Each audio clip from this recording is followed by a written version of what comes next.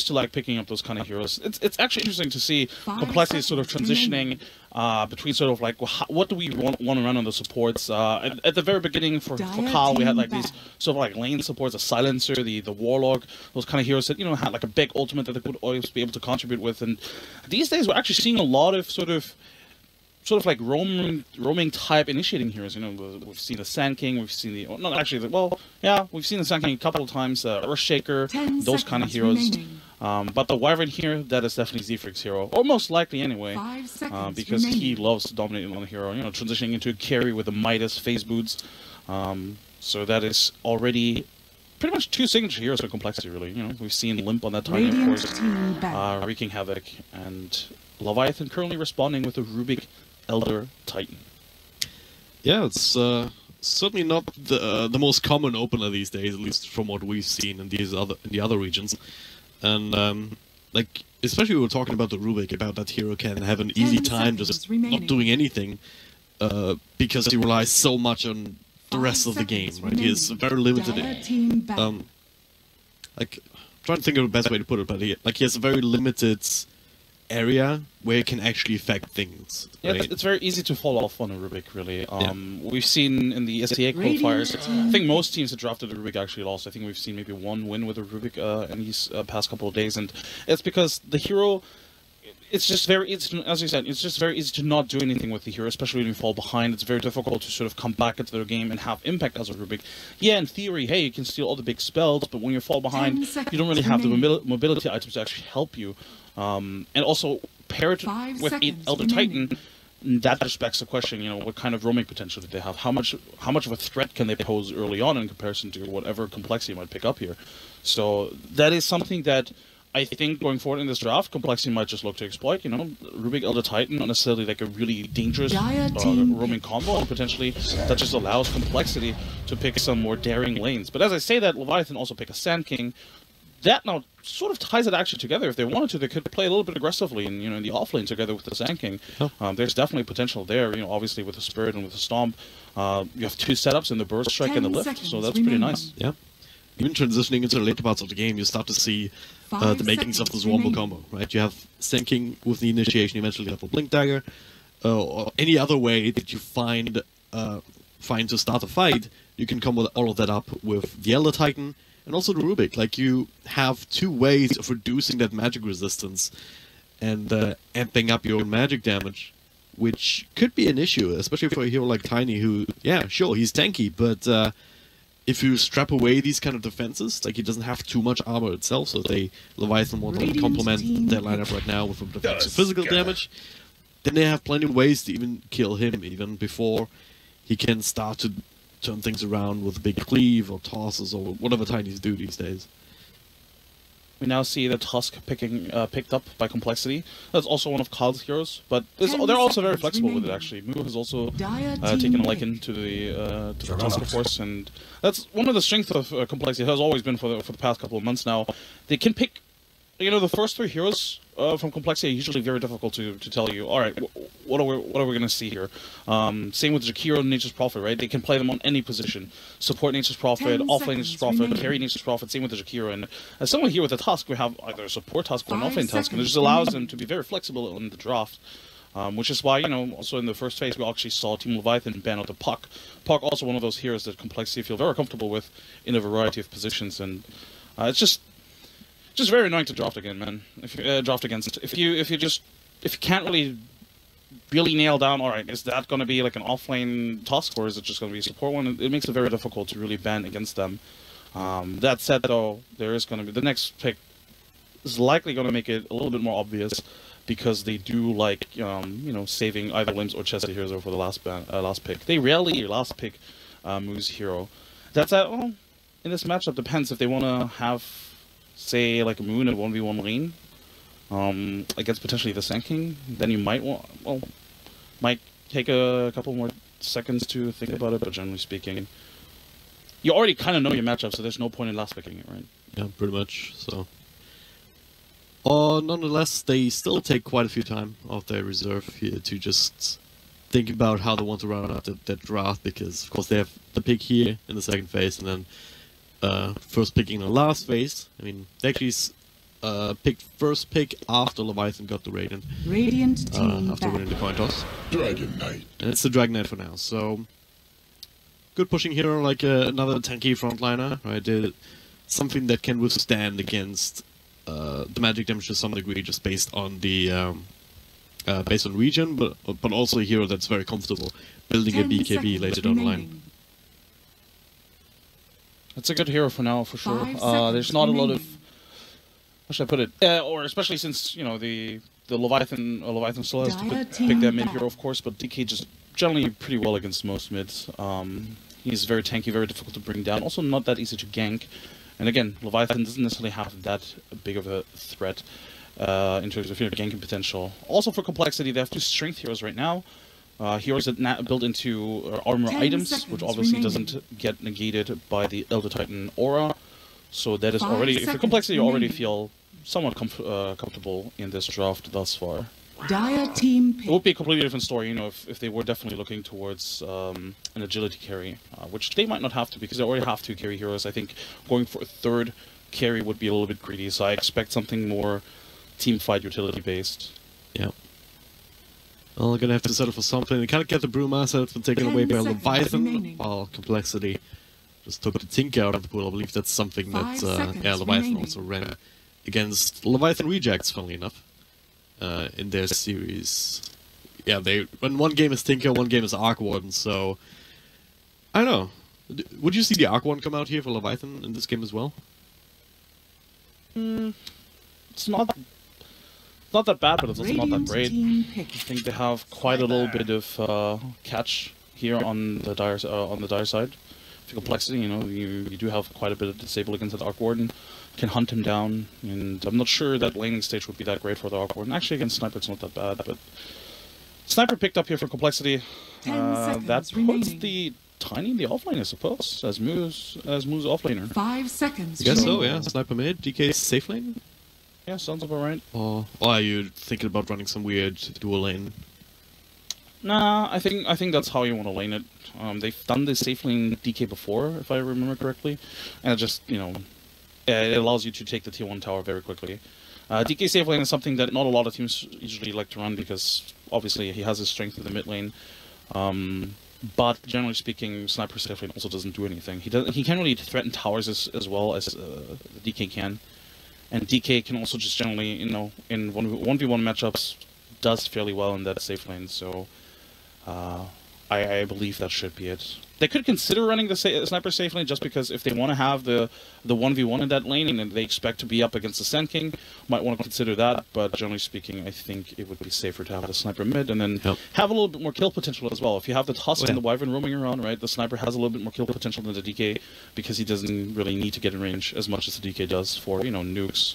Yeah, the sharpnel's also super with the shards, trapping somebody in the shards and then shrapnel on top, it makes it very difficult for somebody to get out of there, and usually that does the job.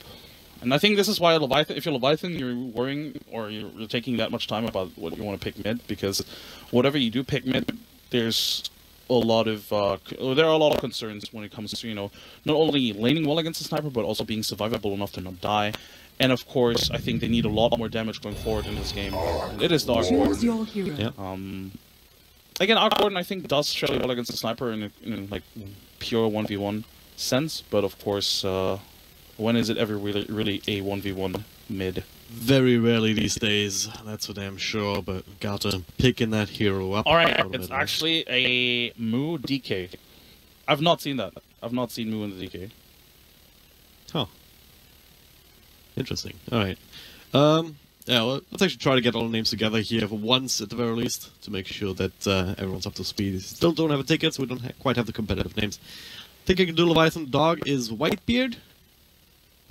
Squad Boys Nusham Sanking will be picked up by Hakuna Matata, which is Monkeys Forever. Of course, promo code equals BSJ, as should be known quite well. I don't know, I think people know about that, right? I think that's a very common meme at this stage. And of course, Garter on the Arc One. Not even really, well, it is meme, but also, you know, it's actually a promo code. Yeah. If you go to certain online shops, you can actually enter that code. And on the dire side, we have Chessie Kyle tagged up. Properly, the Wyvern, aka Kill Me Now, is Z-Freak. Chaz It Up is Moo, and then Crazy Brazy is Limp on his signature sniper. Alright, looking to get ready and into the game. Monkey Server just picked the Sand up just now. So, here we are, game number 1 of a best-of-3 series. Once again, elimination time, as is the case with every game so far here. Here's all getting the qualifiers. The winner moves on to the finals, the loser is out. It's as simple as that. So I wonder how the Dire are going to lane this, and this is something that I think Complexity does really well, being very flexible with their lanes. You know, they don't mind rotating and having really crazy lane setups to make sure that they do get favorable lanes. I was thinking that maybe they leave the DK again solo in a solo matchup, and then they maybe be aggressive with the Tiny. There's a lot of potential there because they do, of course, you know, Tiny with the tree grab now can be very aggressive in lane. And you have 3 spells even to nuke down potential enemies. Go for this very interesting smoke rotation. It's not the most common way to approach this. Sometimes most teams just, if they do this, they go around the right-hand side. They're not going towards the rune at all here. I mean, Juggernaut, you know, that's going to be safely carry. Is always going to be able to spin out, really. Even though the shards. This is almost expected. Or well, no, this is definitely expected from Leviathan. You can see the Rubik, his positioning. Yeah. He immediately dispelled the smoke from the Wyvern as well, and Wyvern knew, alright, he has to be at the tower. There's only really one position for him to be in, and that forces them back. There's no... It's a bit of time wasted, in a sense, you know. They obviously can't go for another kill anymore, so they have to fall back and likely gonna give up the rune top, yeah. Well, they're gonna contest bottom. Begins. That's a classic 2-for-2 exchange after all, but talk to me about this early ward here behind the tower. It's not the most common to see this at minute 1, essentially. So is it just to try and protect against rotations up against the sniper? I mean, it's not the strongest rotating lineup anyway, so I mean that extra safety makes it super easier. It pretty much goes both ways, really. Yeah, it is also just to scout out rotations, but also if you do want to gank the out ward like ever, this ward gives you information whether or not somebody's behind him. It also gives you information whether somebody's stacking, and you know, if you do manage to zone out the Arc Warden at some point, this is the spot where he would be to just fall back, right, and farm the camps. We see that on the Radiant side, mid heroes are able to farm those camps in between waves, and if you ever want to touch him, if you ever want to gank him, that's why you would like to run it. Yeah. So the laning stage, the way it is working out, it is a DK Tusk dual off lane, and the Tiny just sitting in the safe lane. Turns out to be quite an okay lane, actually, or a laning stage, actually, for Complexity. Yeah. So far, Elder Titan sitting in the trees before he makes his presence known. It's not really a strategy that's super viable, especially Tiny with this high amount of base damage. You should always be able to deny if you're completely uncontested. But at the same time, you have to be careful not to get tossed back into something if you're up against this hero. But now, Monkey Server joining in on the Sand King to turn this into a bit of a duel lane. Mid lane now, Kyle's positioning himself. He wants to go for something here, maybe a shard just harassing. I don't think they really have the kill potential just yet, just because Kyle is only in level 1 still. But this is also why this ward is really good. Like, Kyle knows that he can just sit here because there's nobody else around, right? Yeah. Shots coming through. I don't think he's hitting anything. Maybe he was trying to, but now with the shrapnel, it's slowing down Garda quite a bit. No TP rotation just yet. Around half health. How far can they actually take this? Garda just turning around to right click, realizing, hey, I can actually potentially win this fight here, throwing in a couple extra spells, Spark Grave, holding on to the man for now. But not being bullied out of the lane, completely holding up to self, and now using that to get back up to full. Wyvern coming in now, though. Now they have the kill potential. So Kyle is level 2, so they can snowball in with the Wyvern if they want to.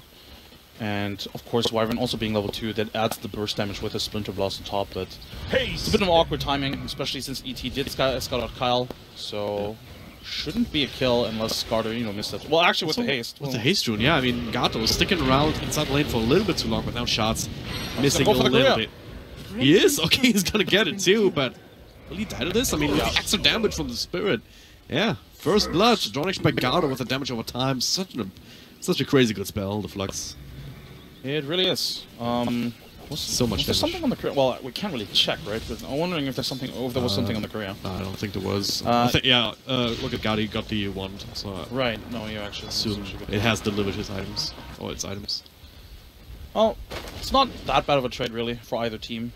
Yeah, they get the first blood. They give it to the Arc Warden as well. But at the same time, of course, you prevent the Kriya from being able to ship out anything to Garter. So expect him to sit here in lane for the next 2 minutes with like 1,000 gold in his pockets without being able to buy anything. Well, top lane.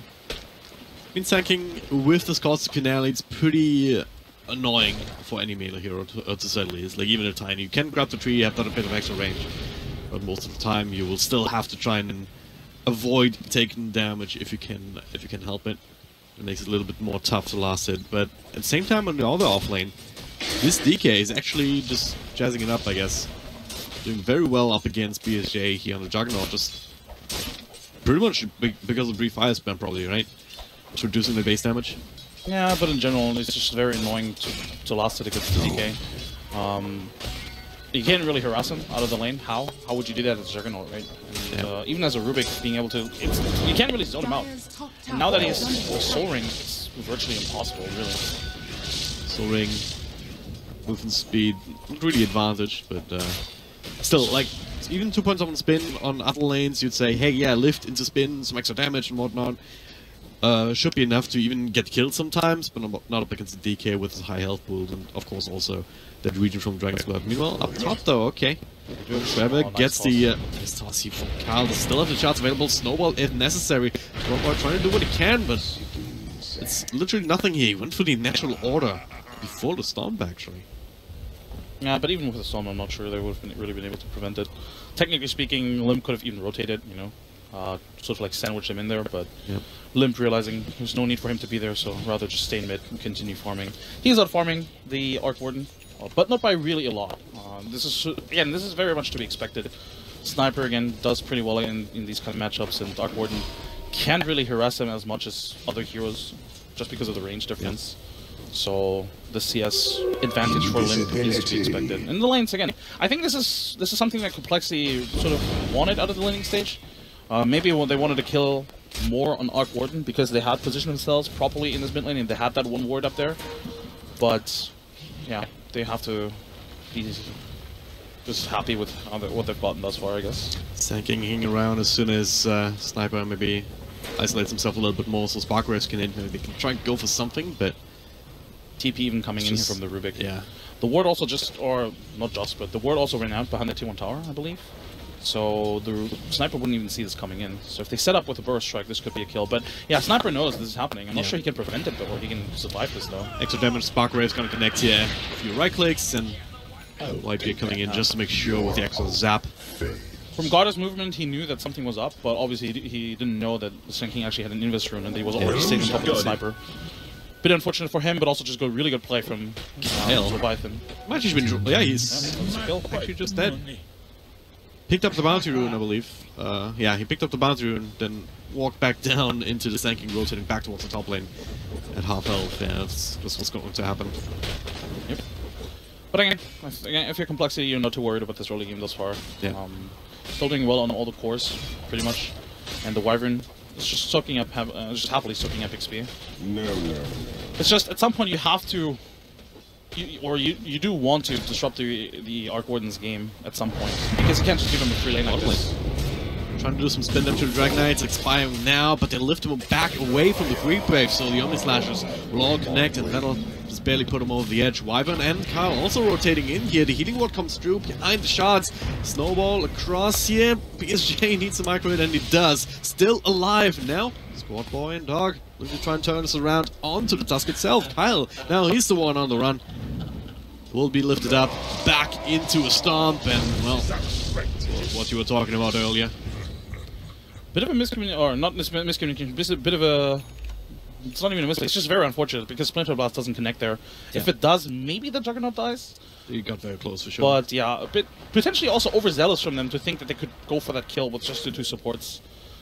They would have had to line up those skills perfectly, and they didn't do that. But now Moo, with that first death, he TPs to the mid lane and immediately transitions into a tower push. Yeah. That's what the DK needs to do, especially if it is an offlane DK. Can't really spend the coming in, lift into Stomp again, not actually connecting, just zoning him out, zoning Sniper out, I guess. And well, Garda, his own level 6, you have that extra set of spells from your clone. Makes it actually very easy here, or at least it looks very easy here to actually bring down this Dragon Knight here, despite the 3 points up from Dragonlord. I'm not sure why he did this, or why he was played so aggressively as the DK. They don't really have any good vision, really, to back that up. Right? They don't have the vision behind the tier 1 tower, or even around the area whatsoever, so they didn't really see the support rotations at all. Getting caught out here yet again, and again, this basically comes down to vision. And this is also the first Dragon Knight ultimate expended.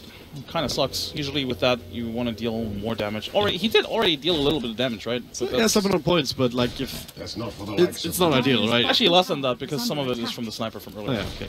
Good. I don't know. Overall, though, Leviathan is also doing quite well. I mean, as much as complexity is on the right path, so is Leviathan, right? You have Garter, who's not really been killed at all or pressured at all. Really, he's had to play defensively, sure. But he's still getting his last hits, he's getting these extra kills to buff him up, and going towards that Midas is gonna find a decent timing with it. And that's the point where the timer starts ticking for the Arc 1, right? Pretty much. Once we see that Midas coming out, that's gonna be where Arc Warden is gonna... Look at this. Smoke rotation here with BSJ, he does have the Honest Slash available, but... Well, there's a couple of creeps around here as Limb gets the neutrals across. Still trying to go for the stomp, well, not quite good, unfortunately. Good attempt, though. Good turnaround. Potentially here, healing one already out and spins out the extra damage. Meanwhile, Tal ends up dying mid, solo to Gata, and then never mind. There's plenty of support in this general area, and they're continuing. There's the stomp. This time it will connect. And BSJ, he wants to get close, but he's so slow through shrapnel, but still gets the on the slash off. On level 1, not quite enough to finish the job. Now, that's a dead BSJ. Full extension does have another spin, but he cannot get out. He had a shot blocking him in perfectly. Up against 3 heroes, and the rest of his team abandoning him. Bottom tower has a little bit too deep. I have to applaud the support, or the rotations from the supports on Leviathan side. Really, it's really impressive how they're managing to sort of like slip through the cracks on complexity side. And again, complexity, they don't really have any good vision. They have one ward on the bottom lane, which allowed the DK to play a little bit more aggressively down here, and he did take the tower. Yep. But they don't have control over half of the map, and this is a really important half, right? Part of their own jungle, the part between the mid and the top lane, they don't really have any control here, and that's why this rotation was so successful in Leviathan. I say successful even though BSJ died, but you still make your presence felt. And BSJ technically shouldn't have died, but he was really, really greedy with that kill. I mean, they initially went in there, like, with the smoke rotation between the Yellow Titan and the Juggernaut. Like, they went in with the expectation, alright, we're gonna stomp somebody, then we're gonna Omni Slash, and it's all gonna be great. But didn't work out initially, and then they still found the stomp. They thought, okay, maybe now's the time, but ultimately wasn't quite enough. They didn't do the math correctly. But Kyle, what the hell? Kyle dying. Caught out again. I believe... I'm not actually sure what he's doing. Isn't he warding? There's no ward, yeah. I mean, to be fair, when he died earlier, he was trying to help his team, trying to come in from the back line. I think he did plop down this ward. That ward? Oh yeah, there must have been. It's pretty fresh, at least. Yeah, that was it. Yeah. Unfortunate. Alright. That is gonna help DK roaming in. He does see Whitebeard, but in turn, Whitebeard does see him, so... Yeah, they want this tier 1 tower. Against Arc Warden, you need to take as much map control early on as you can, but it's not really that easy. Going in here, DK ultimate committed, but there's plenty of heroes around for the Radiant side. Oh, are they? Snowball stolen as well. Snowball cross here, and there's the actual Snowball coming through. Nice little double burst strike though. Epicenter being channeled up, but stunned just in the nick of time. Dragon Knight still very much alive, but only just. He needs to stay close to teammates. If Flux doesn't finish him. Hug them. Hug them. Yeah. Sparkrave tanked up by this. And he still has half of his dragon form left, so he can just continue pushing the T1 tower as well. Yeah. Really good rotation from them. Basically, Mu just walking in, trying to attract as much attention as possible, and just making sure they use all the spells onto him, and then they come in with the 2 supports and with the Limb Sniper. Yeah. Pretty good play from them. Everything also just creating space for the Tiny up top. And suddenly Mu is actually the top of the network. Assassination here is going to take quite a lot of damage, but now turning around, lift into the storm. There's also an Invis Dragon Knight here for the time being, but it's still focusing on the Wyvern. Does die despite the Winter's Curse. And BSJ will just repair whatever damage they did instantly with that healing ward. But yeah, we're talking about Tiny, right? Jesse, he's been left to his own devices here for the longest time, especially with these rotations from the Sand King. Can finally catch up, and that's exactly what he did. Like, he was never really that far behind in the first place, so now he claimed the the top net worth himself. They're close still to Mu. Radiant's So, top tower yeah, is he's under going attack. straight for the Shadow Blade, and I imagine that's when he's gonna want to start to rotate around himself, right? Try to find some kills. Especially Well, with this kind of skill build, too. You have the Avalanche Toss instead of the Tree Grab next. He probably should, definitely. Together with the, with the supports, there's a lot of kill potential for sure. Dire His are combo is scanning. pretty strong, actually. And Arc Warden, I mean, he's technically only sitting in 1.3k HP. It's not a lot if you, got Avalanche Toss, Snowball, Shards. Sounds like a dead Arc Warden to me. Yeah. But Arc Warden does have the Midas, which has had it for a while now, and is working towards the Maelstrom. This is where the time starts, or when the clock starts ticking. Yeah. It's not that bad, because again, for the next 10-15 minutes, it's still very easy to kill the Arc Warden. Just because, he doesn't really build into defensive items. I guess Shadow Blade is the most offensive item that I can think of that he's going to build in. I guess, right? And he's going to try to play defensive, but again, the Dire side have good catch potential. The Snowball Shards, for the vision. They have the Wyvern that could also provide vision with the Arctic Burn. They have the Toss if they need like a Blink Initiation effectively. So. Yep. There's a lot of ways to get vision across the map and make sure that you get the Dark Warden, so that's not really the issue. The issue is whether or not that kid hit his timings. Well, they actually find the Stomp into the Earth Split onto the Dragon Knight. Pretty effective against that. He had Dragon Knight back with the lift. And, alright, again, one of these situations where it's like, why is he caught out there? But this is once again a little bit unfortunate because they don't have the vision. And this is also this comes down to also the Radiant just the warding. They now dewarded 2 wards that Complexity planted around the mid lane. So they currently just lost control of this portion of the map, and I think this is how Leviathan has to play. I mean, I mentioned how important this T1 mid is. It just allows them to play this, not necessarily greedy, but it just provides safety for Goddard to just farm on the Arc Warden. Yep. And if you're Complexity, you desperately want this T1 tower because that gives you access to the jungle, or even more access to the jungle rather. But again, Leviathan doing a really good job. It's an interesting way to farm Ancients. With the shard, just shard block them away. I haven't seen that before. Complexity always comes up with these kind of things. Remember the Arc Warden, not Arc Warden, Winter Wyvern thing? With the Wyvern with Golden Axe. Race. Yeah. That is the smoked up blink forward here, showing up on Sand King for the first time. They find the sniper. It's a pretty good one. They can actually finish it, but once again, the epicenter cancelled before it can come out, and as a result, Russell's team actually held up. The Omni Slash linked up on the task. The Snowball comes out though to cancel its Whitebeard. Sand King, Max Weber will not end up surviving this one. The spin still coming through, but offset by the heals from the Winter Wyvern. Jesse coming in. 2-for-1 trade guard ended up falling in the middle of that too, so Leviathan have to call out the full-on retreat. Elder Titan will not survive that track. Yeah, it was a really good attempt there with the sniper, trying to pick him off. Like you mentioned, it's the first showing of that blink dagger, but unfortunately they just don't have enough damage. If you got the epicenter off, that would have been great. But it would have been. But the positioning from the Winter Wyvern was pretty good, and then the rotations were really good as well. They used the Omni Slash onto the Sand King, or onto the Tusk, I believe. Yeah, and you got like 2 or 3 slashes off, and then Snowball came out. Yeah. So that was a bit of a waste because it's still level 1, so I guess it's not too much of a waste. Really important the rotation also from Chessie, finding that solo kill into Garter as well, onto the Arc Warden. And that just comes back to what we talked about earlier. Arc Warden, still very squishy, pretty much food to this Chessie combo, really, until Arc Warden has, even the Shadow Blade helps him because it at least forces Chessie to have dust on it, right? Yeah. So, Arc Warden has to be careful from here on out. But again, it's going to take some time for Complexity to really come online on all of these heroes to be able to roam around and actually find that and pressure that Arc Warden. That said, they do have a blink on the DK, so it makes it a little bit easier. Blink initiation on the DK, and also they have the Shadow Blade on the Tiny. Yeah. Who just picked that up, I believe. So it's hiding in trees, looking to try and counter-initiate, but for now, Blink sees the Glimmer Cave and Winter Wyvern, but as if he's still in a bit of trouble here, isn't he? Boss connecting, couple of Winter Square's available if you wanted to. Yeah, there it is, just to try and keep him away. As well, I believe. Yeah, he has it. Gonna be super useful. He's still gonna fall eventually. He's gonna buy as much time as he can. Yeah, he is, and even forcing out yet another ultimate. It's Nushem fearing that maybe there was some sort of counter initiation coming, so he threw that out just his own. But at the same time, look at the other side of the map. Chessie, he has a catapult with him. He's doing a bit of damage to tier 2.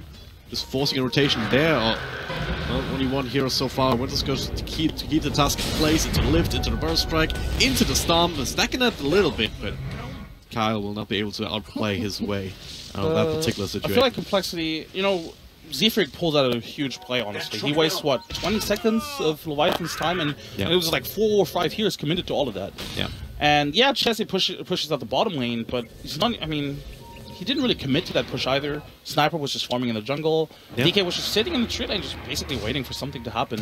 I feel like they could have potentially gotten more out of that scenario, you know. That was a noble sacrifice from Zefrig, but they didn't really make too much out of it. I guess you could argue, yeah, Sniper was farming, but he could have potentially pushed out the mid lane as well. Yeah. That's one of these things with, like, you make the judgment call, and then you look at it, and then you can do all the math that in the world. Like, maybe it's better, maybe it's not as efficient as it could have been. But at the end of the day, at least you don't really lose a crazy amount. No, they didn't even lose the tower. I think Leviathan just realized they wasted way too much time on this Arc Warden, on this Winter Wyvern, and they don't really have that good of a tower push either. I mean, yeah, you have Juggernaut and Arc Warden, but they don't really hit towers as hard, you know, as the DK and Tiny do. So that is something they have to look towards in the future, because they haven't taken a single tower yet. Yeah. Spending even more time in the top lane here. They grouping up, waiting for BSJ to come. Smoke up is 4 here. At least feels like they want to, but they've been holding on to it for so long here on the other side. Right now it's difficult to play if you're Leviathan. You don't really have any vision on anybody. The only one that's been showing has been Arc Warden. I keep saying Arc Warden, even though I mean Winter Wyvern. The only one that keeps showing is the Winter Wyvern up top, and you don't really have any info on anybody else, and that's very dangerous. And Arc Warden, though, that's a real one. Chessie is looking for him. Gada in a lot of trouble, especially with the ESL destination. There's no one coming in. Rotation is there. BSJ with a complete level 2 Omni Slash, but that is a big tanky Tiny trying to TP out, but follow rotation there from Michael Forever.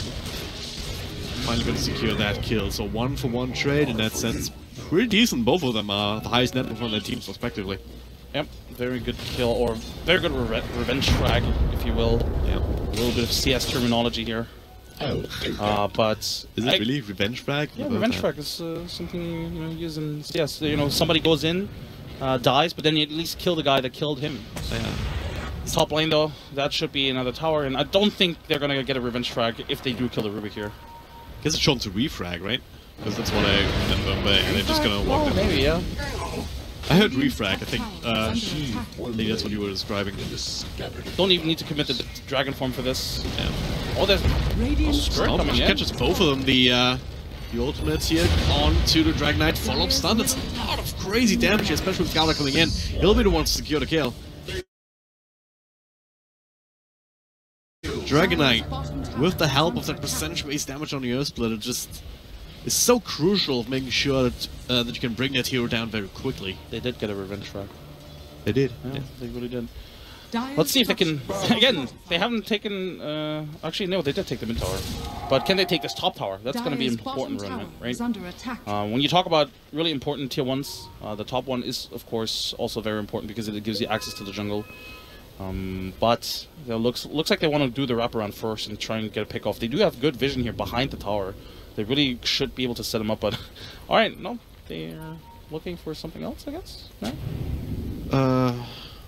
Yeah, they're not going to see anybody mid. Somebody in mid to sucks to be them. Eventually respond to this. I mean, again, spending a lot of time, but I guess those complexity, right? I mean, this is a very similar movement to what Complexity just did, though. Yeah. You know, you invade the enemy jungle with a smoke, and you plant a couple of aggressive wards, and then see if you maybe can transition that into a pickoff. So a very good movement here coming out for them. Unfortunately for them, they don't get a pickoff. You know, earlier we saw the Tiny picking off the Arc Warden. But now it's Complexity's time again to grow for a smoke. Do they have any good vision to set it up? I believe they just see the Elder Titan in the jungle. They see the Rubik, of course, but yeah, they're not going to find anybody. This is going to take way too long for them to rotate to.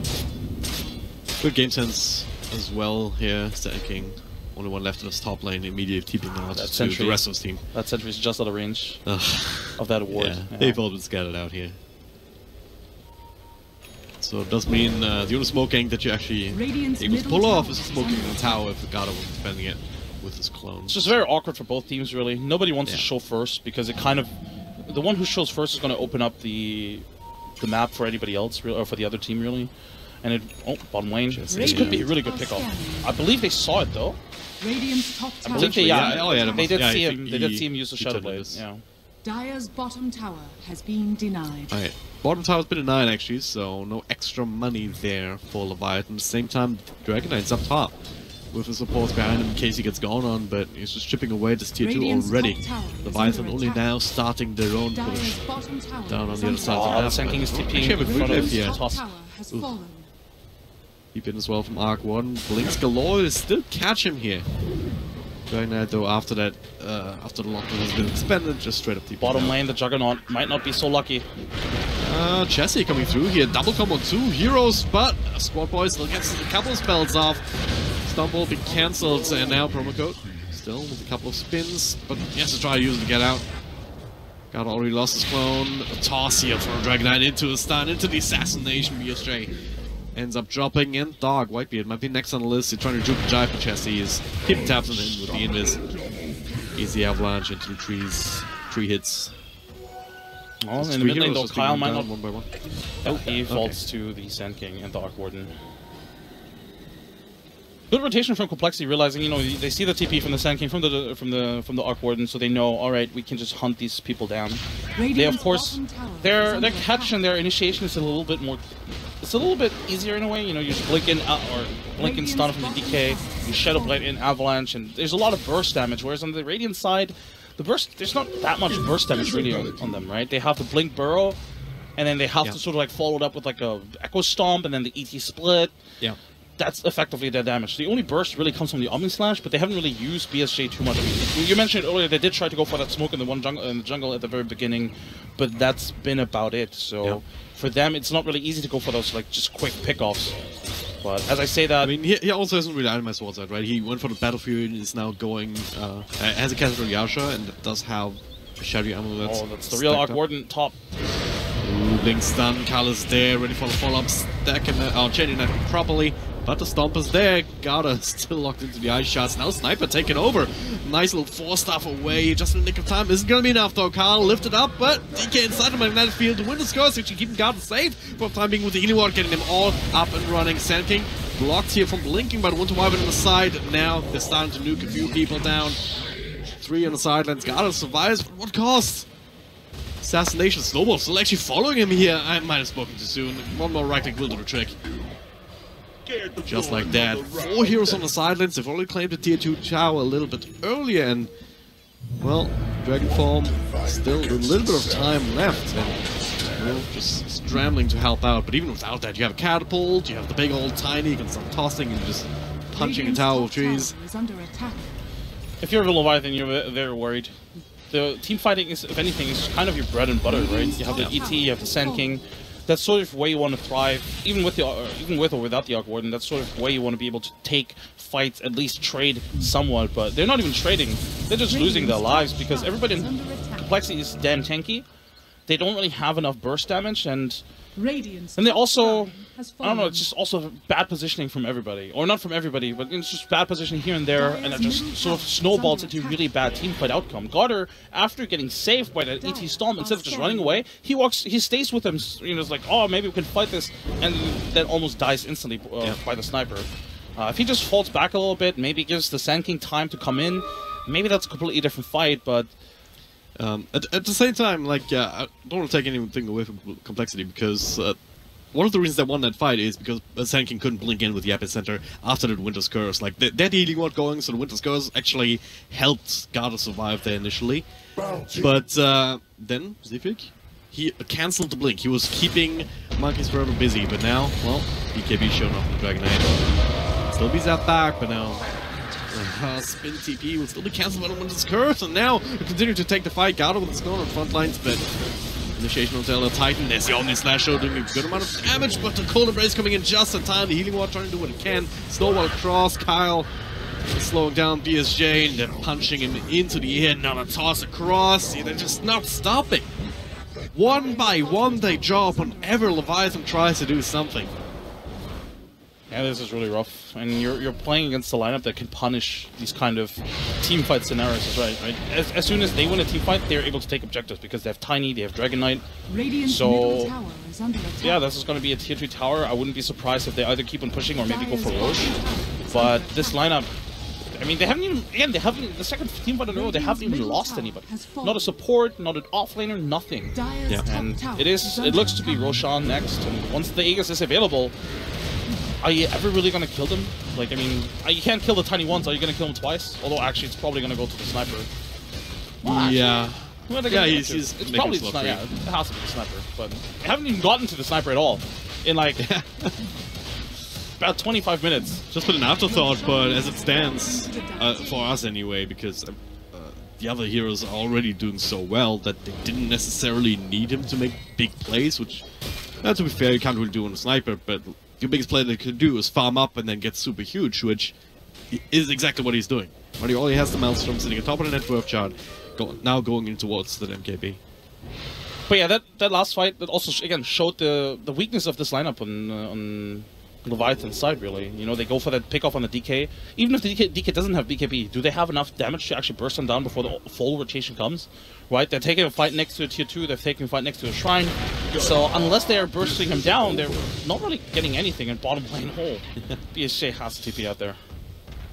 Well, no more toss and magic immune units. He's out-farmed by the Wyvern. This Battle Fury Juggernaut is getting out-farmed by the Winter Wyvern. And it's not as if Zephyr has been spending much time in the jungle. It's just, throughout those fights, they're just able to take these, big advantages in terms of net worth. And he's 3, 2, and 13. Radiant's so bottom part of most of these kills attack. on the side of complexity. And that does start to add up, especially if you don't die as much. looks like they're gathering for this bottom tower push. Under attack. Again, complexity, they have really strong lineups when they have a really strong lineup when it comes to pushing tower. Tiny DK. They have the sniper from the backline as well. It makes it very difficult to really hold the line. Yeah, you have the ET and the Arc Warden, but is that going to be enough against this lineup? I'm not sure at this point. Yeah, they're trying to do what they can to slow down Chessie, but they can barely make a dent in the south point. Skarta is gone, well, dropping very easily here. Winter's Curse, stolen by Rubik, back onto the Dragon Knight. Bone Raids, Epicenter, like, they're all so freaking tanky now. Just pops the BKB and starts fighting. Starts right-clicking away, not even on tower, but just on the heroes. Elder Titan falls, so does Sand King. And this might just be over. They'll get at least 2 sets of racks here. It looks he's split push on top, but I don't think they care, even if he's breathless to tier 3. They use the epicenter for the DK. The DK just sits there, and honestly, he didn't even need to activate the BKB. Yeah. He didn't even need it. It would have barely scratched him, really. This is going to be Mega Creeps, most likely. And not much that Leviathan can do about this. Oh no, not Akura, not again. Well, at least that survives, but yeah. Up against Mega Creeps, they don't really have the lineup to fight against that, do they? I mean, I guess Battle Fury Jug, they're 27k behind. Let's be real here, this game's over. Very much so. It's a bit unfortunate if you're Leviathan, because if that one gank onto the sniper in the jungle works out, it's probably a completely different game, because it swings the momentum in a different direction. You know, it forces the sniper to play more defensively. It gives your Jug an advantage. But instead, they're able to turn around, kill the Juggernaut, and suddenly BSJ finds himself in a position where he's a bit underfarmed as well. God, I think he's dropped an item and picked it up again just before he died. I don't know what that was about. Yeah, the dive in the fountain. Alright, guys. Alright. I'm not dignifying this with comments, just saying. They made them kill the Ancient. They call it GG. But it's all good. It's all good. Complexity Gaming. Game 1 of victory here up against Leviathan. Off to a good start in the series. And of course, Complexity. They have high hopes to actually make it to Genting. And this is the right path. They've been playing very well this game. They have. They really have. Leviathan, I think, needs to address the laning stage a little bit more. I will say that they did a couple of things right. They protected the Arc Warden, made sure that he had a good time, but they effectively gave way too much to the other 2 lanes. And it's not even like they protected the Arc Warden, but they didn't even shut down the sniper. So what they did was effectively giving Complexity 3 lanes to farm in with a lineup that kind of wants to play a little bit greedy early on, right? You have a sniper, you have a DK, you have a tiny core. Kind of want to play a little bit greedy, make sure that at least 1 or 2 of them have a good early farm, and then, we saw it then snowball from there on out. So I feel like Leviathan in the next game, they should try and play probably a little bit more aggressively in the laning stage. They were a little bit passive, trying to sort of like play around the Arc Warden. Yeah. Didn't really work out. Again, it could have been a completely different game if that one gank probably turns out differently, because then, tides are turning a little bit. BSJ probably has a better game. Yeah. But as it stands, he got out-farmed by a Winter Wyvern. Yeah, that's the thing with this lineup, right? You were mentioning it earlier, like, where's the burst damage going to come from? It's like, alright, you have the initiation, but then you have Epicenter takes a while to channel up. Like, a couple of times, Monkeys Forever got cancelled just before it finished, like, with, like, either DK stun or Winter's Curse.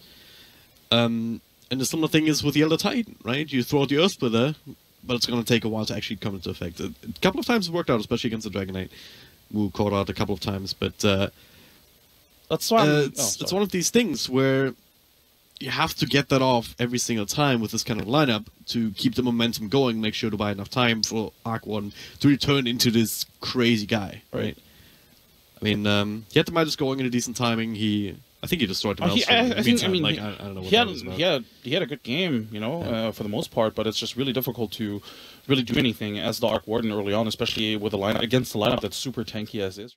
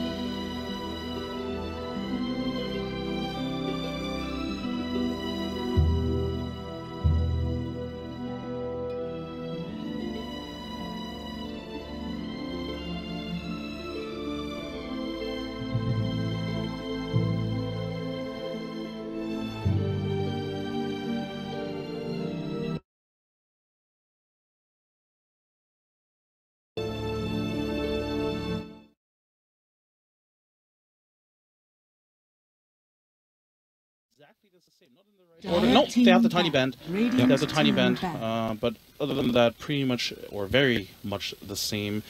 I do like it though that they start with the second ET. Although part of that is because, of course, complexity did take away the Rubik.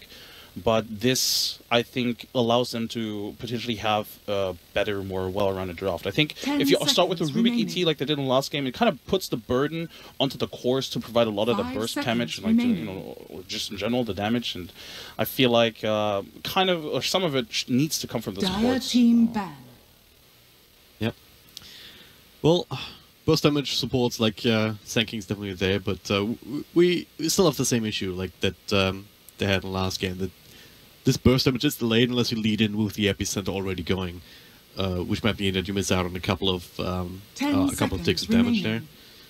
At least for Team Leviathan. So we'll see where they go with this. Yeah, I'm also curious to see where Complexity wants to take this. Whether they're like one of these teams that like to run the PA and turn this into some sort of minus armor strat with the Omni Knight just helping out with purifications and repels. That I think we saw that earlier in SEA today, which was very successful.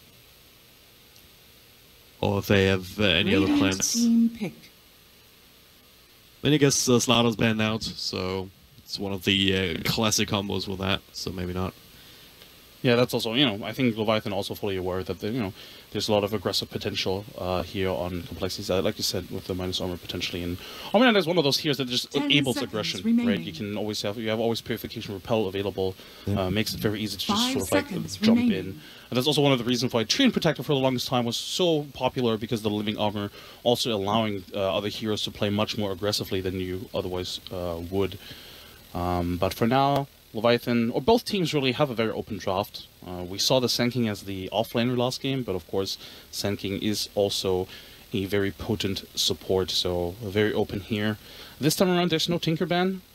Tinker, Elder Titan, of course, is a very popular, well, not a very, well, it is a combo that some teams run, because you can TP onto the, I was almost going to say soul. You can TP onto the spirit, making it easier to access those team fights and just go in and out, really, and be a nuisance that way. But, of course, you don't want to pick the Tinker early on. Probably going to save it until 4th or 5th pick here. Yeah. They do once again have the last pick here. Complexity really favoring that first pick. Make sure that they get at least one of the heroes that they really, really want. Dire team pick. But Leviathan, they finally settle on the Ancient Apparition. Alright. So some more wombo combo potential at the very least. This is the kind of burst damage I was looking for, right, in the early game, in the first game, right? Imagine if in that game, instead of a Rubik, they have the AA that they have right now. With the AA Ultimate, Burst Strike, ET Spirit, that's so much damage already. And against tanky heroes that Complexity like running, it's easy to chip them down with the AA Ultimate, so that's pretty... that's a pretty good pickup. Of course, it's also a counter against the Omni Knight. Against the Purification, making sure that he can't just heal up everybody that he wants to. Yeah. It's also pretty good in the early game. Like, if you manage to find any sort of setup for the Cold Feet, like the Sand King, if you find the Burrow Strike, or even the other Titan with a random Stomp, can make sure that procs, and then just start whacking away people with the Chilling Touch, 10 seconds which is pretty good. Ever since they made the change, it doesn't even slow down the attack speed anymore. 5 seconds remaining. Pretty strong. Bounty Hunter, though, is going to have a field day running down the Ancient Apparition, especially if... Because AA sometimes, like in later parts of the game, they want to hang out alone on the other side of the map, and that could make for some easy kills. Now, I like the Bounty Hunter pickup a lot here. AA, very squishy hero, and like you said, it's easy to hunt him down. And most of the times, AA wants to be by himself as well. AA is not the kind of hero to roam around with other people. Most of the time, you will leave him by himself, just sort of like farm up his level 6 and farm up maybe like a... And depending on what team you are, but sometimes we do see them try and farm up with an Aghanims or an Midas just to snowball into that Aghanims. So being able to pick him off is very nice. And of course, in general, being able to keep track, quite literally, of the Sand King is going to be very important here, because Sand King is, of course, the focal point of Team Leviathan's draft thus far. So Bounty Hunter, good pick here. And, again, complexity in the first 3 don't really give anything away. Neither does Leviathan, really. Both teams still need a tower pusher. I guess Leviathan do have the Weaver now, which is kind of nice, but complexity now definitely needs some hard-hitting heroes. And I'm thinking of the likes of, well, not necessarily Tiny, but something that is tanky like the Tiny and just sort of just hit towers. They could go back for the Lifesteal if they wanted to. Pretty good hero, just in general. And with Bounty Hunter, you have a lot of game potential. The Infest Bomb is pretty strong, but it's been a while since we've seen Lifestealer. Yeah, Penta ran it earlier, but I'm not sure what the status is here for complexity. I haven't really casted any Dota at all recently, actually. So I'm not too up to date on the meta here in this particular region. But we'll see what they decide on. There's plenty of other options too, right? I mean, there's you can really go whatever here. It's a very open draft in that sense. Ideally, you pick up something that doesn't necessarily need too much help, so that the bounty hunters free to roam, and maybe even together with Rubik's, you have that extra setup to make sure the bounty hunter can stick around, get these extra right clicks in, on top of the Omninet purification here, they gank his lane. Like, there's many ways to set up these earlier kind of kills if you can afford to leave the other lanes alone. Could pick up a Phantom Lancer here. There's not too much to deal with the illusions. Yeah, you have burst striking. You know, it's early on they can clear through the illusions, but the later the game goes, it's very difficult to deal with it. Especially as the Weaver. Weaver just does not deal well with Phantom Lancer illusions at all, and of course the mana burn from the Phantom Lancer illusions really strong against the Weaver. They go for another illusion-based hero, CK. Good pickup. Definitely has a lot of kill potential early on. It's also a signature hero for complexity. You know, one of Chess's heroes, of course. And again, they have a lineup that can play very aggressive if they want, both in the laning stage but also in the mid game. And that's usually what complexity likes doing. They like having a very solid early game and then sort of like transition that into a little bit of an aggressive mid game. And I think this is why, you know, I look forward to Leviathan sort of like trying to disrupt the laning stage. I think that's going to be key against this lineup here, but it's difficult. They have two very tanky heroes in the Omninet and the CK, heroes that don't really get bullied out. If anything, they're the ones to bully at the others out of the lane. Yeah. So I wonder if the mid, you know, I think the mid matchup is going to be very important here for Leviathan, because I think they need one lane that is definitely going to be really strong and where complexity needs to draw or focus their attention to. Because in the last game, again, we had the Sniper Arc Warden mid matchup, and they did secure the Arc Warden farm, but they didn't pressure the Sniper. That was actually really huge, because that allowed the supports to just stay wherever they wanted, and complexity didn't really feel pressured at all in the laning stage. They didn't need to, alright, oh goddammit, we have to rotate the Tusk to the bottom lane to help the DK or whatever. So I feel like at least one lane needs to be pressured, and I'm looking forward to Leviathan picking that hero that can do that. But and they do have the last pick, but knowing complexity, they will be ready for this, and I wouldn't be surprised to see another, you know, sort of like classic limb here. They could technically go back for the Sniper. Again, a hero that's not necessarily easy to gank because he can stand far back, and with the necessary vision, he can feel very safe, but we shall see, I suppose. Yeah. Like, if Puck wasn't banned out, I would say that kind of hero could also really be useful, because I feel like even with the track, Chaos Knight has like stun and control, and you have the Rubik lift, but I feel like you could use a little bit of extra control up against the Weaver, but they don't seem to be too worried about that. The Shadow Fiend instead is going to be the choice, so straight up magic damage domination into extra minus armor. I was talking about that before, with the Aura as well as the Chaos Knight Reality Rift.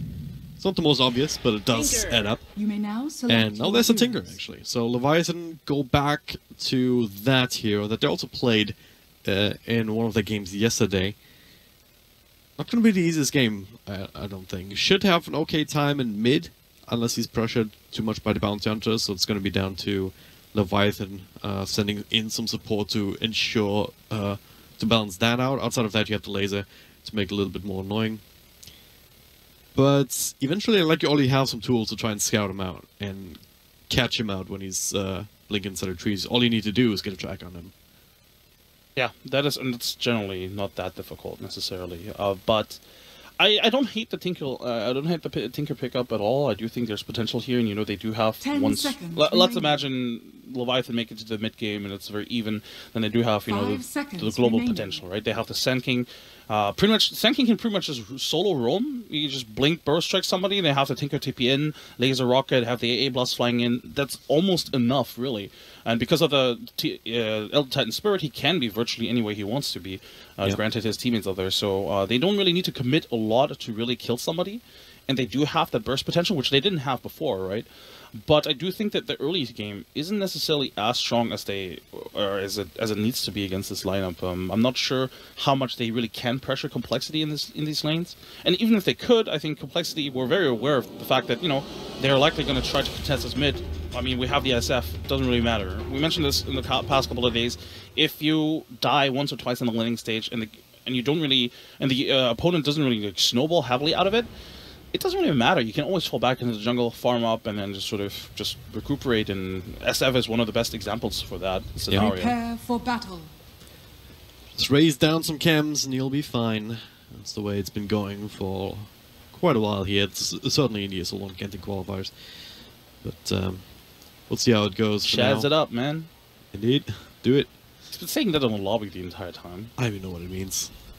I'm out of touch with memes. Like, especially NA memes. It's like the best and the worst mixed in one big part.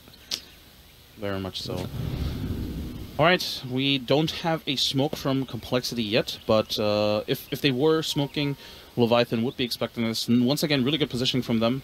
Even with the Sentry Wards as well, so either a smoke or the Bounty Hunter, they will be able to catch them off guard. I like this positioning a lot because killing the Bounty Hunter early on is... It is just a confidence boost as well. It sort of sets an expectation, or it just...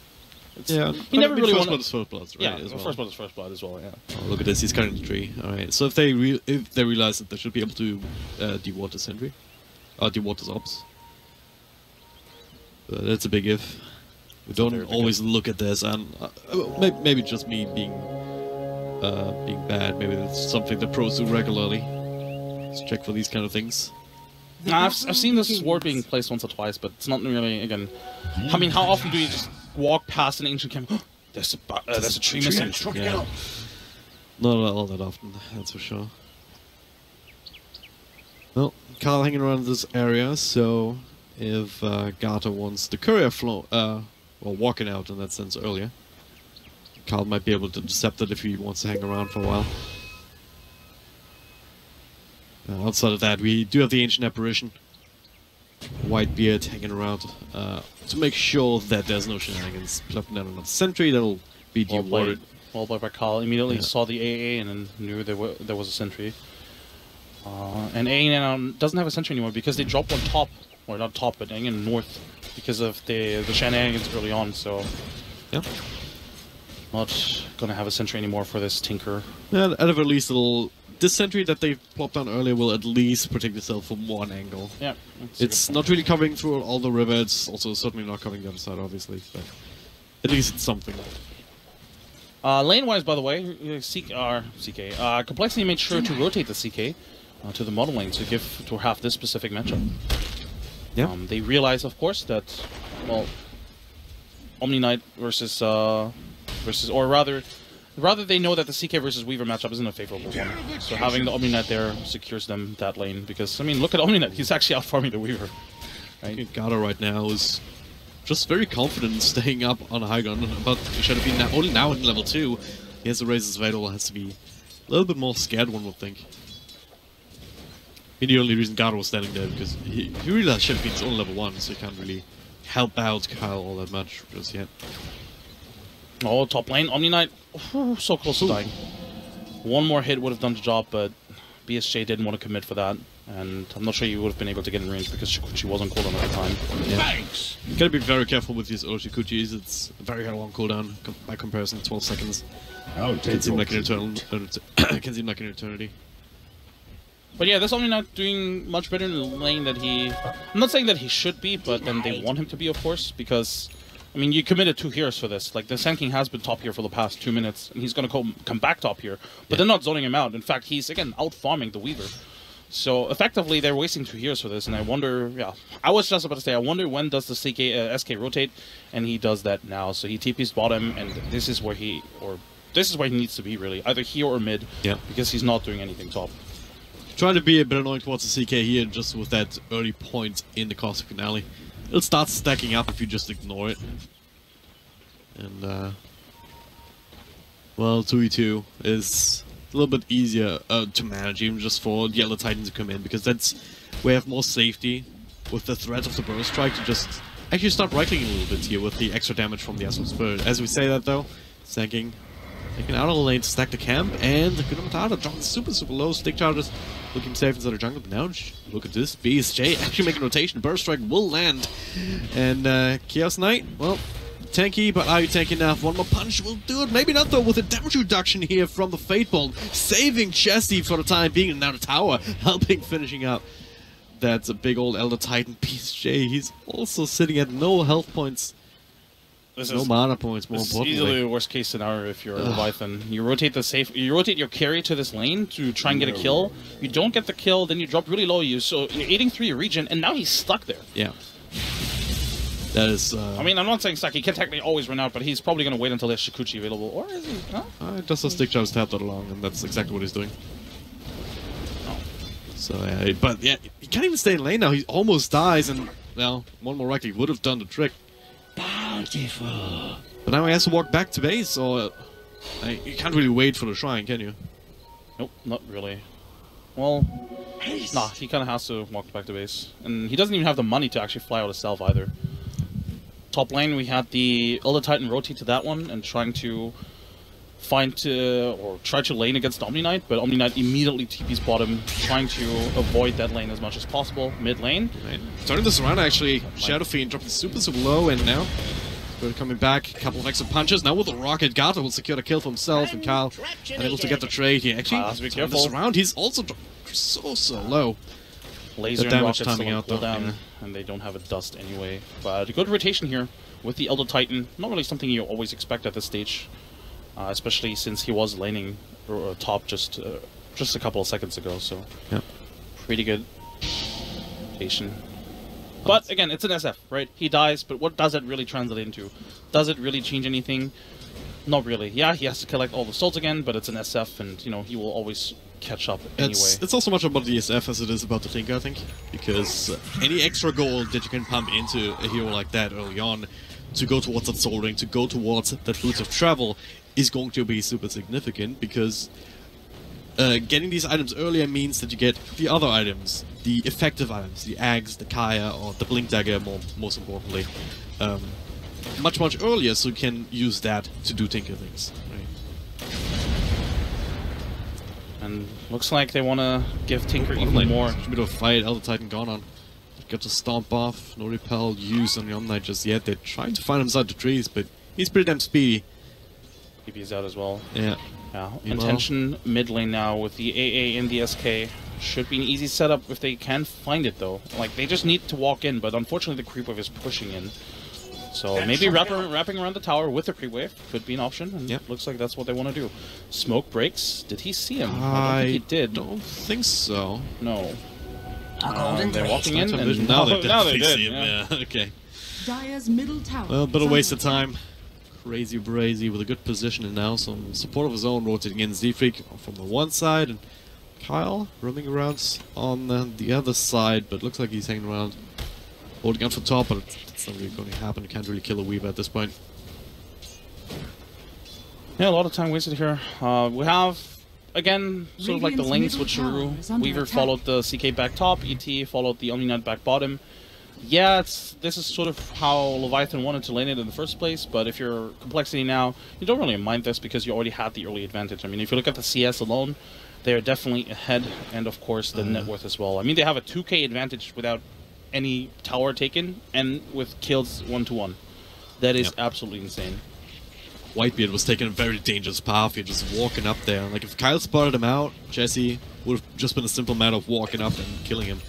Speaking of, yeah, okay. Z-Freak in a similarly crazy position. It does pay the price, but there it is. Reality Rift, right click. Plus a Shuri toss to get the kill for Kyle itself.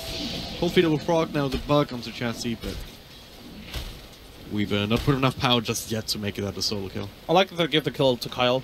Bounty Hunter needs a good head start, or if he has a good head start, he can just snowball out of control, right? Yeah. So any kill for him is really going to be important. Radiant scan. They know that Kyle is here. Popped us a little bit too late. Now they catch him. Still, yeah. Burst strike across. Nice, cute little attempt there with the tree, but it's gonna get taken care of. He will die here, right? Yeah. There we go. BSJ making sure that that's gonna be happening. 4 heroes involved in that kill as well. Nice assist bolt for the Tinker by just showing up. Bottom lane looks like they want to dive this ET, and this should be an easy kill. It is. Well, it's bound to happen eventually, right? If he's sitting around that low health.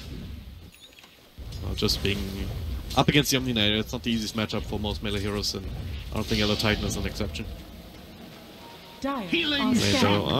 Looking for the Tinker again. Kyle just trying to do what he can, but sentry's down. They'll get rid of it. It was about to expire anyway, so not the biggest of deals right now. And again, here, this support duo continuing to try and make things happen. This time with their eyes up top. I'm not sure if they've been scouted out, but it's observe what it's deep behind the Tier 1 tower. Either way, Chessie, yeah, he feels like something's coming. Is it a good awareness from him? He is running back. They do see him now, but oh no, he's going for the creep camp. So he doesn't actually know the supports are here. He doesn't suspect it either. It's not that good of an angle for them to initiate because the CK is going to see the Sanking once he moves up.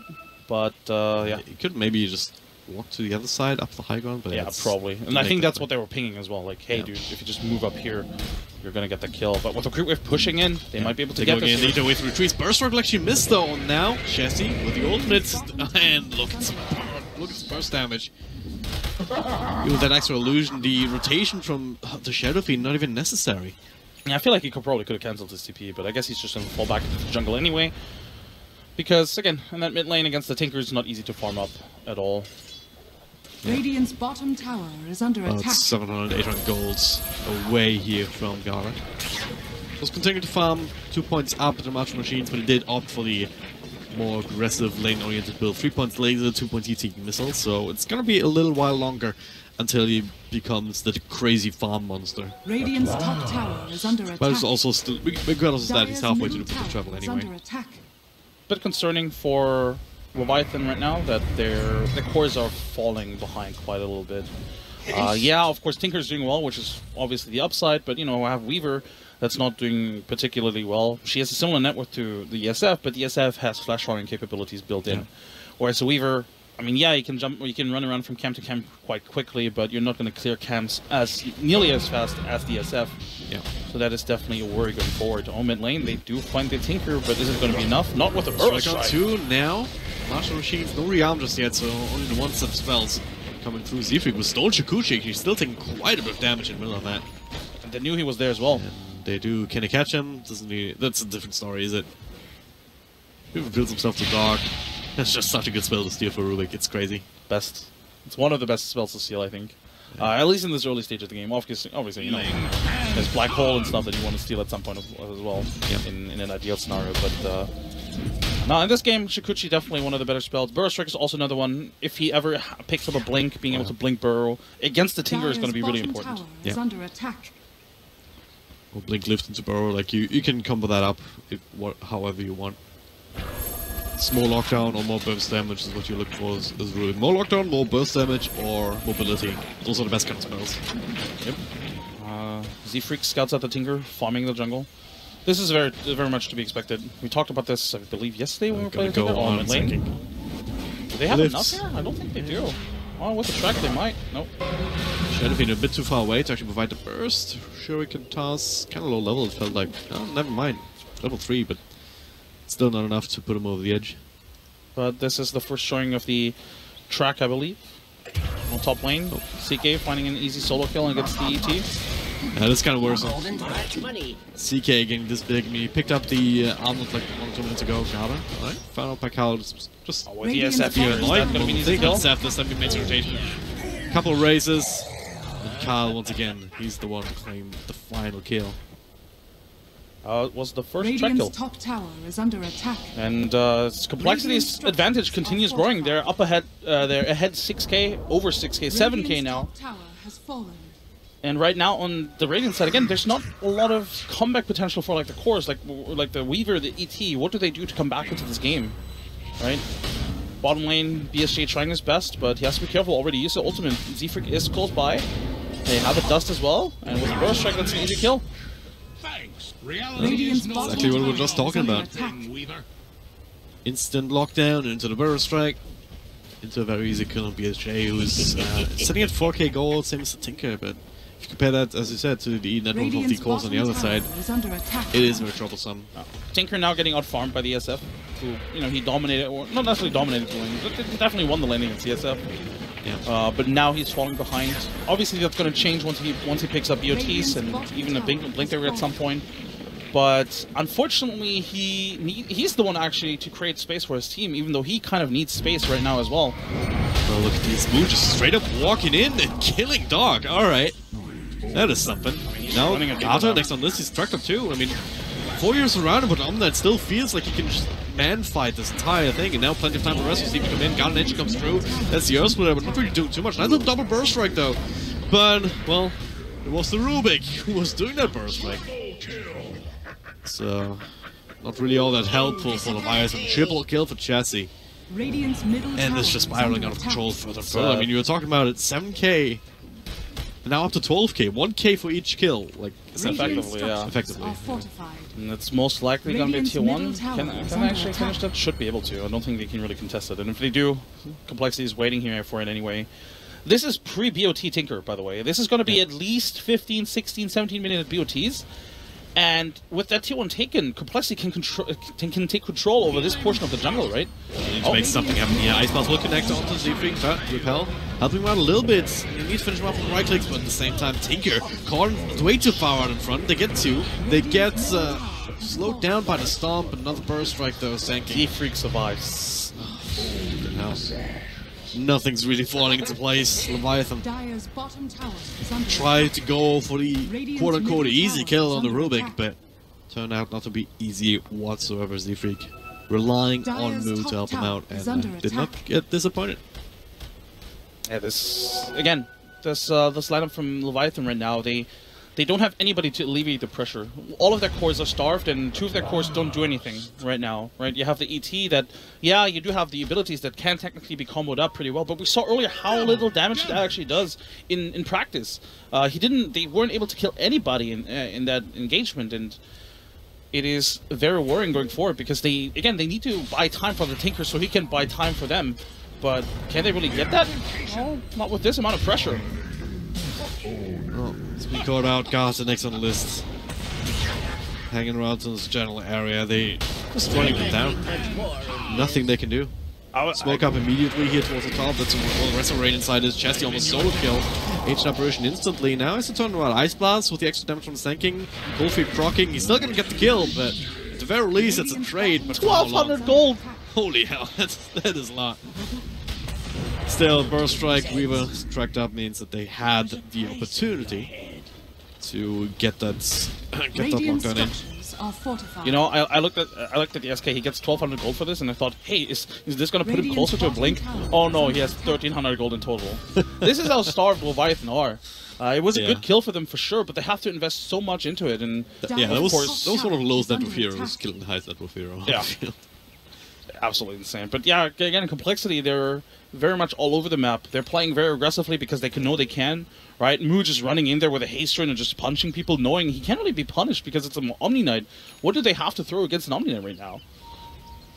Nothing, certainly not with the duels, with the repel, with the purification. Oh my god, they're so close to the BOTs, but they know that he's here, they want him again. It's been close to BOTs for like 3-4 minutes now. Oh no. Oh, Z-Freak, Burst Strike forward. Okay, mobility and using the aspect for now. The stomp comes through, but it's not going to slow down on that at all. It just continues to punch body blocks. Alright, that'll do the trick.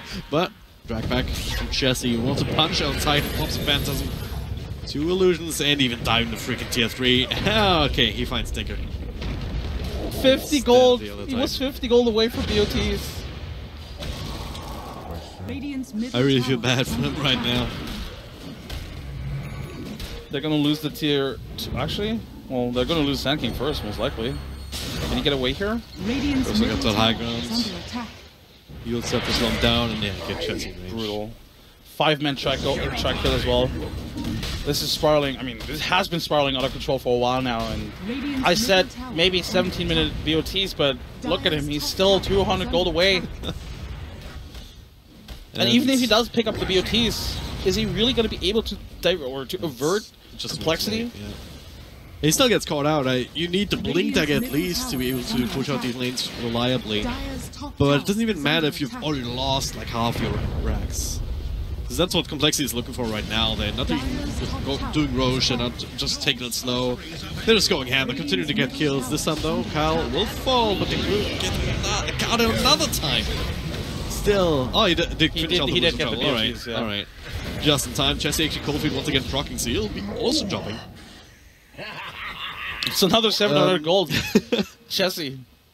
Alright, they're making it interesting, at the very least. Rex money towards BSJ is 7.7k, highest farmer on his team, which even though for Midas to try and make that happen, but it also means that a lot of its net worth is not exactly combat effective on this hero. I will say that their high ground defense is still pretty strong. Just diving from complexity aside, they do have the ET, they do have the Tinker, AA, Sand King, a lot of really good abilities to sort of hold complexity away and potentially even turn it around, but I'm not sure if that's just going to be enough in this game. Top lane BSJ, forced to use his ultimate. Well, not necessarily forced, but he uses it anyway just to be safe. Yep. Be able to make it out. Quite get tracked up just yet by Kyle, but just keeping an eye on things. Once again, they're just taking control of the front side of the map. This time, though, that's a nice little kill. If they can get it, Epicenter is stolen. The turnaround immediately as Z3 comes in, and two heroes down the drain. Nice little Earth Splitter catches everybody, but the fight's already over. They can't convert this into anything.